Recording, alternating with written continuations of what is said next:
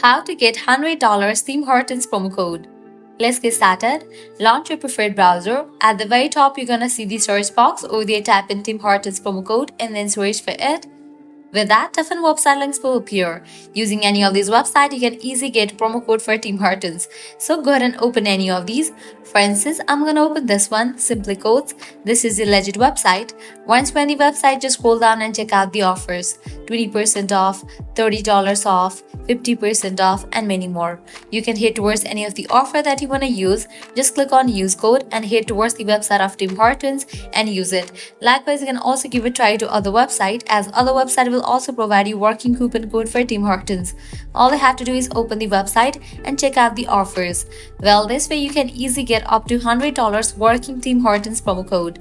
At the end, if you guys find this video helpful, don't forget to like, share and subscribe to our channel. Thanks for watching.